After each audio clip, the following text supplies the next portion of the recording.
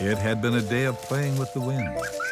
Katie learned that the leaves on the trees can tell you if it's going to be windy outside.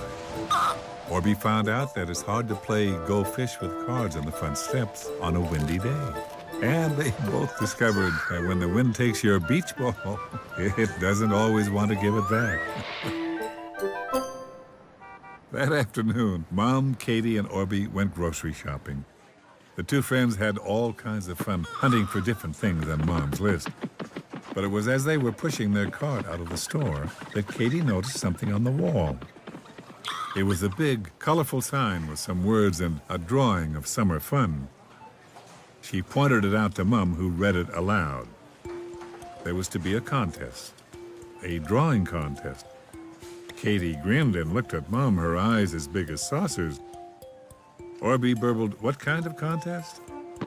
And Mom explained that it was to be a drawing of your favorite thing to do in the summer. Well, you can just imagine the jumping up and down. Katie and Orbie really wanted to enter. Mom agreed that they could. There were cheers coming from either side of the shopping cart as they headed for the car. At home, Katie and Orbie sifted through their art supplies, finding the best paper, crayons, colored pencils, and markers, and soon they set to work. Now, the minute Katie heard about the contest, she knew exactly what she would draw. Her most favorite thing to do in the summer was wave riding at the cottage on their blow-up seahorse. She pulled out a big sheet of paper and began to draw. Orbie, on the other hand, chose a small piece of paper. That way, there wouldn't be too much room for mistakes. Orbie picked up his pencil. He adored having water balloon fights up at the cottage. That surely was his favorite thing. And as he began to draw a water balloon, he thought about molding clay sculptures out in the sun. He loved that, too, and would add it to his water balloon picture. Clearly, he needed a bigger piece of paper. He pulled one out, he pressed his pencil to the paper to start drawing a lump of clay. Suddenly, idea overload. Orbie remembered how much fun it was to go boat riding. 3 things. He didn't know how to get all the pictures on one page. He burbled to Katie that he'd be right back. Dad was outside getting the barbecue ready. Orbie asked Dad if he could send 2 pages taped together into a contest. Dad couldn't see why not. Orbie leapt up in the air and shouted, he'd better get going. In a pink blur, Orbie was gone. And as he was running through the kitchen, he realized he was going to need some tape. At that moment, Mom came in from gathering the mail. Orbie burbled how much he loved staying up late to watch the August meteor showers through the telescope. She gave Orbie a big hug. She was delighted he was having so much fun with the contest.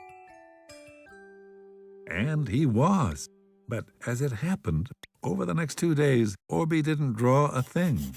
He tried and tried, but each time he started drawing his ideas, a new idea would pop into his head, like bike riding with streamers or roller skating holding onto Dad's long coat, and the list just went on and on.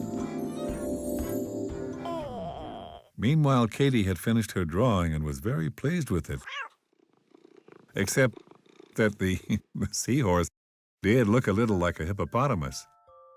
She tried to fix it a few times, but she wasn't having much luck.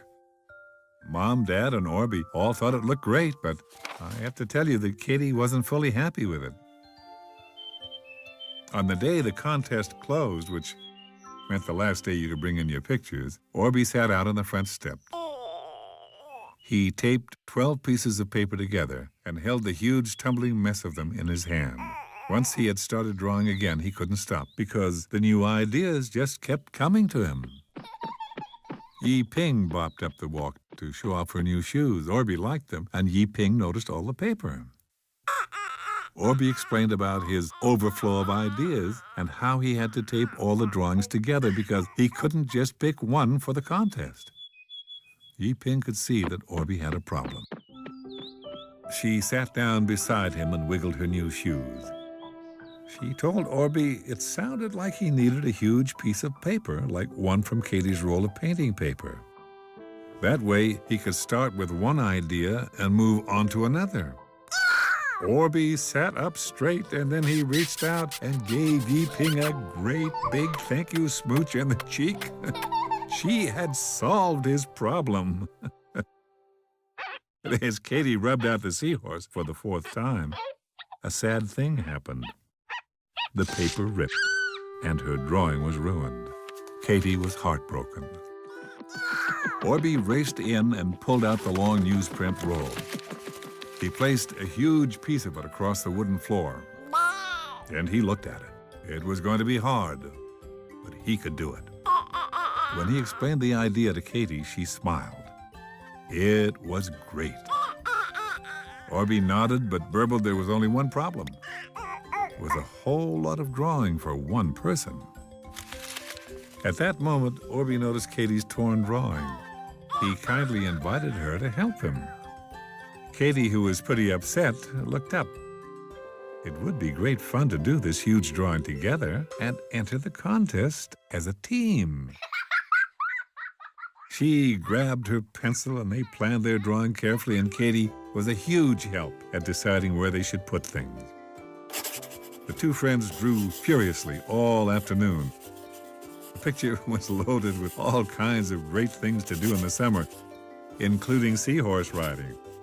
Mom wrote on the entry note that it was called, "My favorite thing is everything." And I have to tell you that 3 weeks later, Katie and Orbie were very thrilled to discover their great big picture posted up on the grocery store board with a first prize ribbon on it. There was no question about it. Everyone, even the judges, agreed with Orbie that everything was fun in the summer. They loved that the friends had put so many ideas on the page. And I just bet that if you'd been one of the judges, you would have chosen their picture too. After all, summer is a terrific time of year.